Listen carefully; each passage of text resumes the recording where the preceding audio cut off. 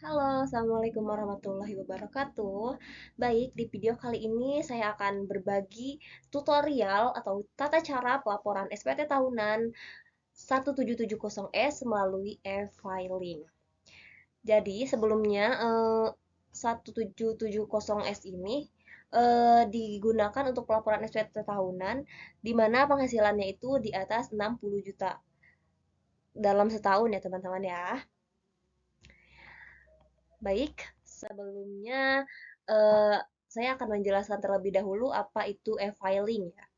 Jadi e-filing adalah sistem pelaporan pajak tahunan, SPT tahunan yang dilakukan secara online dan real time melalui internet pada website DJP. Teman-teman bisa browse di www.djponline.pajak.go.id ya. Pertama-tama pastinya teman-teman untuk teman-teman yang belum mempunyai akun, tentu saja teman-teman harus melakukan registrasi akun terlebih dahulu. Hal-hal yang diperlukan pertama adalah NPWP, nomor EPIN, email, dan nomor HP yang aktif ya teman-teman ya. Registrasi akun DJP online ya, persyaratannya seperti yang tadi ya, pastinya NPWP, alamat email, nomor HP, dan juga EVIN. Ini kalau untuk aktivasi EVIN ya. Aktivasi EVIN jika teman-teman lupa gitu nomor EVIN-nya, teman-teman bisa datang langsung ke kantor pajak terdekat ya, ke kantor pajak untuk meminta nomor EVIN-nya. Persyaratannya bisa teman-teman lihat ya di layarnya. Baik, selanjutnya untuk registrasi akun DJP-nya. Jika sudah memiliki EVIN ya, teman-teman ya, teman-teman bisa menggunakan EVIN ya untuk mendaftarkan akun DJP online pada website djponline.pajak.co.id. Ya, lalu teman-teman tampilannya akan seperti ini nih ya, teman-teman ya. Tampilannya akan seperti ini tampilannya. Lalu teman-teman klik belum registrasi ya. Lalu selanjutnya teman-teman bisa ikuti tata caranya ya, seperti apa, bisa diikuti saja.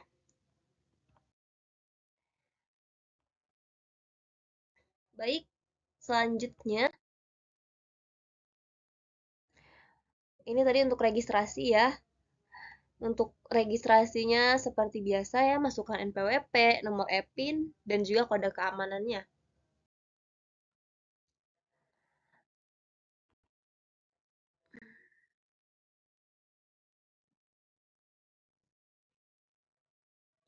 Baik, langsung saja nih ya, kita ke tutorial atau simulasi pengisian formulir 1770S untuk penghasilan bruto di atas 60 juta dalam setahun ya teman-teman ya.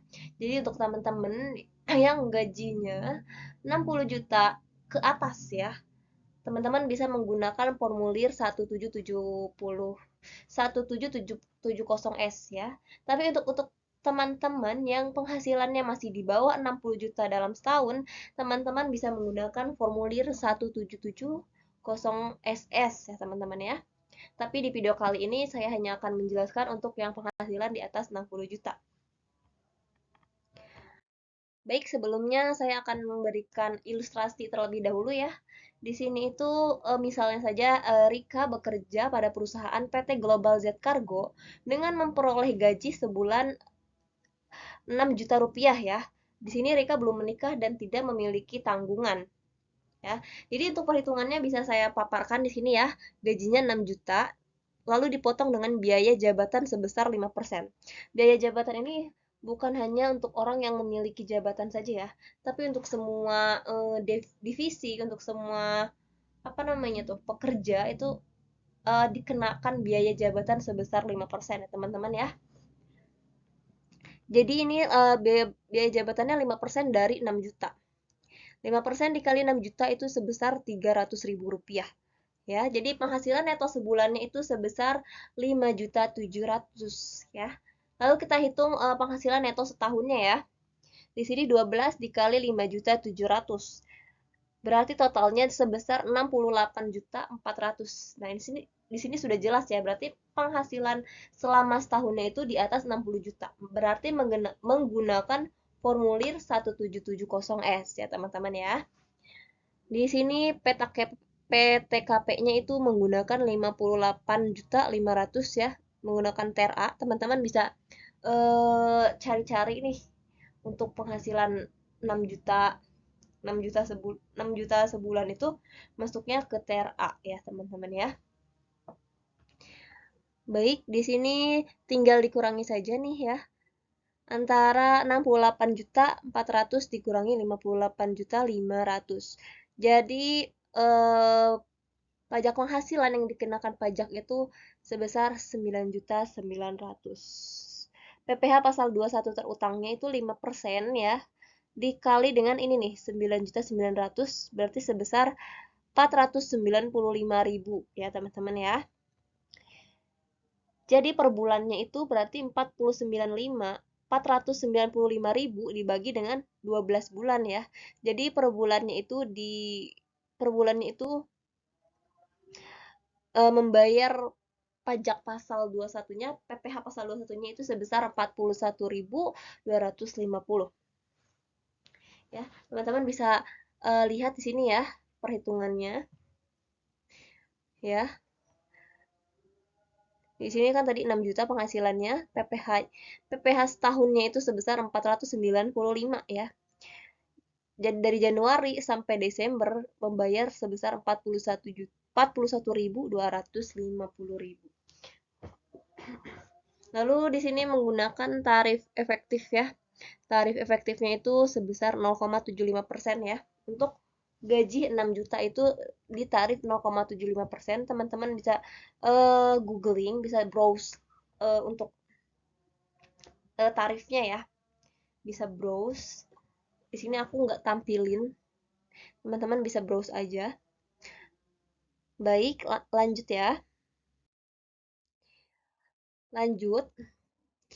Pertama-tama untuk lapor SPT tahunan ya menggunakan formulir 1770S, teman-teman pertama-tama pastinya buka terlebih dahulu djponline.pajak.go.id-nya ya. Lalu teman-teman bisa masukkan NPWP, passwordnya, dan juga kode keamanannya ya. Baik, selanjutnya tampilannya akan seperti ini ya.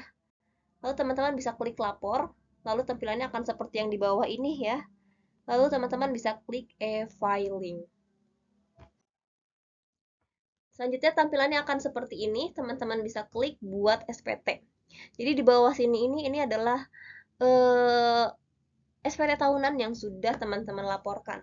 Yang sudah dilaporkan akan ada di sini ya, teman-teman ya. Seperti itu. Lanjut. Selanjutnya akan ada pertanyaan-pertanyaan seperti ini, bisa teman-teman jawab sesuai dengan teman-teman sendiri ya, bagaimana keadaan teman-teman ya. Misalnya apakah Anda menjalankan usaha atau pekerjaan bebas? Di sini misalnya saja tidak ya. Lalu apakah Anda seorang suami atau istri menjalankan kewajiban perpajakan terpisah MT atau pisah harta PH? Di sini juga pilihannya tidak ya. Lalu apakah penghasilan bruto yang Anda peroleh selama setahun kurang dari 60 juta rupiah? Karena kan tadi diilustrasikannya itu gajinya di atas 60 juta ya. Jadi jawabannya tidak. Ya, Anda dapat menggunakan formulir 1770S, pilihlah form yang akan digunakan. Jadi teman-teman bisa bisa bebas ya pilih yang mana nih. Di sini contohnya aja pilih dengan bentuk formulir. Lalu selanjutnya teman-teman bisa klik SPT 1770S dengan formulir.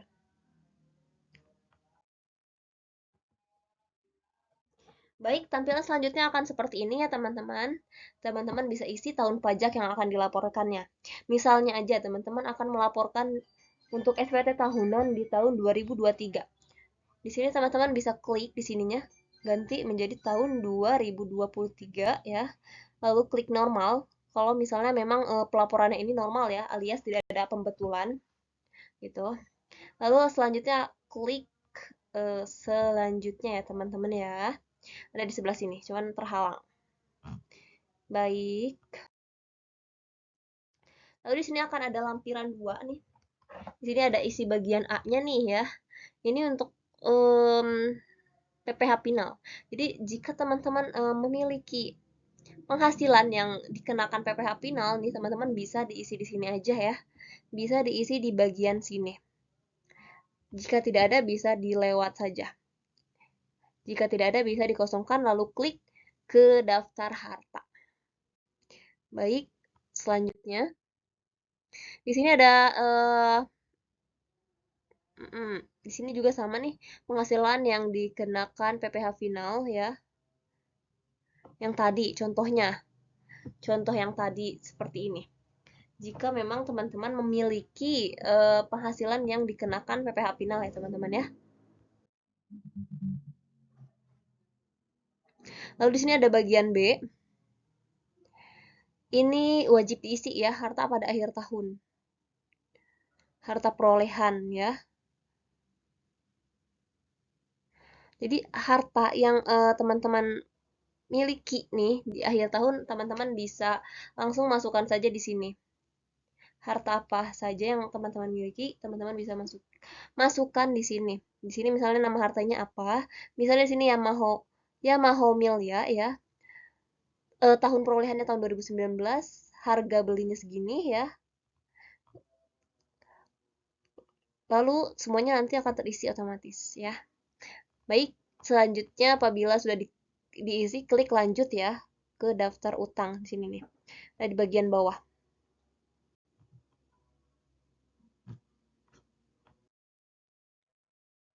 Ini contoh untuk penginputannya seperti ini ya teman-teman ya. Tuh. Ini kode hartanya, misalnya nama hartanya apa, tahunnya, lalu keterangannya ya, dan harganya. Baik, teman-teman ya. Itu wajib diisi. Untuk daftar harta ini teman-teman wajib isi ya. Jadi kalau misalnya belum diisi, nggak bisa lanjut. Nggak bisa lanjut ke apa namanya lampiran selanjutnya. Baik, lanjut di sini ada bagian C ya. Di sini ada kewajiban atau utang pada akhir tahun ya. Kalau misalnya teman-teman punya hutang ya, teman-teman bisa masukkan di dalam sini. Jika teman-teman memiliki hutang ya, tapi jika tidak bisa dikosongkan lalu lanjut ya ke daftar tanggungan. Klik di sini nih, daftar tanggungan. Baik. Lanjut. Ini contohnya ya. Contoh untuk kalau misalnya teman-teman punya daftar hutang. Misalnya seperti ini. Ya misalnya utangnya kemana nih? Ke lembaga keuangan, bukan bank atau bank gitu. Misalnya Bank Mandiri misalnya. Lalu tahun peminjamannya berapa? Tahun berapa? Lalu jumlah pinjamannya berapa? Seperti itu. Lanjut. Di sini bagian D ada daftar susunan anggota keluarga. Jadi apabila tidak memiliki tanggungan atau belum menikah, bisa dikosongkan lalu diklik selanjutnya ya. Untuk teman-teman yang tidak memiliki tanggungan, bisa tidak perlu diisi. Tapi untuk teman-teman yang memiliki anggota keluarga atau tanggungan, ya teman-teman bisa diisi di menu ini. Tadi untuk lampiran 2 sudah selesai. Selanjutnya ada di lampiran 1 ya, untuk e-filing SPT 1770S. Di sini bagian A-nya penghasilan neto dalam negeri. Ya, tidak termasuk finalnya ya. Jadi misalnya teman-teman penghasilannya berapa seperti itu ya, diisi di sini. Tapi kalau misalnya teman-teman tidak memiliki penghasilan, bisa dikosongkan. Ya, lanjut ke bagian B. Di bagian B, penghasilan yang tidak termasuk objek pajak ya. Contohnya yang tidak termasuk objek pajak itu yang tidak apa sih dikenakan biaya pajak itu contohnya saja adalah warisan ya teman-teman ya. Jika teman-teman mendapatkan warisan gitu ya, maka itu tidak akan dikenakan pajak, tapi tetap dimasukkan di sini ya. Tetap dimasukkan. Misalnya contoh kan mendapat warisan senilai 10 juta ya. Lalu di sini nih teman-teman bisa masukkan di sini di bagian B di bagian yang warisannya ya teman-teman ya. Jadi kan ada sumbangan ya, itu tidak dikenakan pajak ya untuk beasiswa dan lain-lainnya ya. Lanjut. Di sini di bagian C, pemotongan atau pemungutan PPh oleh pihak lain dan PPh yang ditanggung pemerintah. Ya teman-teman. Jadi misalnya aja nih kalau pegawai dipotong pajaknya sebesar 1 juta oleh pemberi kerja gitu. Jadi di sini pemotongan pajaknya ya teman-teman ya, bisa dilihat di sini. Ya, selanjutnya di sini lalu teman-teman bisa input bukti potong pajaknya ya teman-teman ya. Bukti potong bahwa teman-teman tuh sudah membayar pajaknya seperti itu. Bukti potong pajak. Lalu di sini ada induk ya. Di sini berisi identitas sesuai bukti potong ya. Setelah itu klik lanjut ke A. Lalu di sini isi penghasilan neto yang tercantum di bukti potong ya teman-teman ya. Penghasilan neto yang ada di bukti potongnya ya teman-teman ya. Contoh misalnya penghasilan netonya itu sebesar eh, yang tadi aja ya, sebesar 68 juta dalam setahun. Maka di sini tinggal diklik 68 juta di sini. Penghasilan netonya itu sebesar 68 juta, yang tadi diilustrasikan kan penghasilan dalam setahunnya itu sebesar 68 juta ya, teman-teman ya. Lanjut, di sini ada induk juga ya, kelanjutannya. Di sini ada penghasilan kena pajak.